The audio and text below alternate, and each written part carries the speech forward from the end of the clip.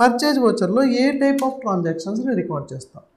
Okay, all purchases should goes to the purchase voucher. ఓకేనా, అంటే మనం ఏమన్నా పర్చేజ్ చేయని, అంటే క్రెడిట్ పర్చేజ్ అయినా చేయని, క్యాష్ పర్చేజ్ అయినా చేయని, మీరు ఏదైనా కానీ మీరు ఒక కంపెనీ పర్పస్కి స్టాక్ కనుక కొంటే అవన్నీ కూడా మీరు పర్చేజ్ వోచర్లో రికార్డ్ చేసుకోవాలి. ఓకేనా, all purchases should record in purchase voucher.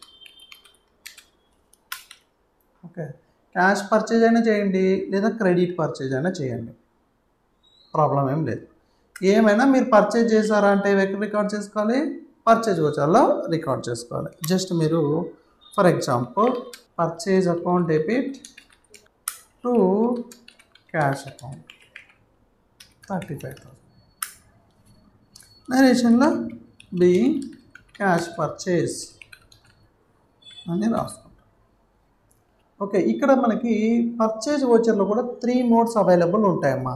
ఒకటి item invoice, okay, item invoice, as voucher mode, accounting invoice mode. 3 modes available ఉంటాయి.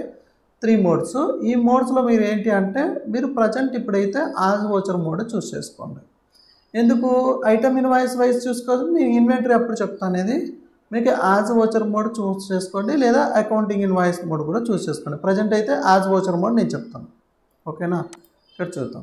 ఇప్పుడు మనకి వోచర్స్కి వచ్చేస్తున్నామా, టాలీలోకి వచ్చేస్తే పర్చేజ్ వోచర్. మీకు పర్చేజ్ వోచర్లో కూడా మోడ్స్ చూడండి, 3 మోడ్స్ అవైలబుల్ ఉంటాయి. మనం ప్రజెంట్ వచ్చేసి యాజ్ వోచర్ మోడ్ వెళ్ళిపోతాం. యాజ్ వోచర్ మోడ్కి వచ్చేస్తే ఇక్కడ మనకి క్రెడిట్ అని ఉంది కదా, క్రెడిట్ క్యాష్ ఎంటర్.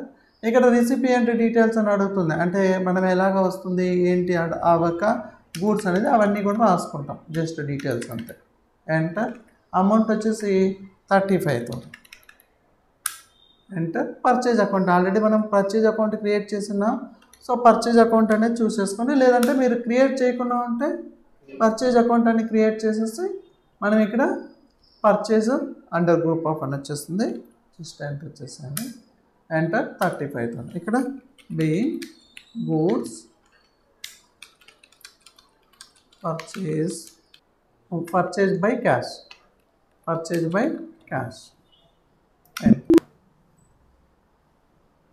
ఓకేనా.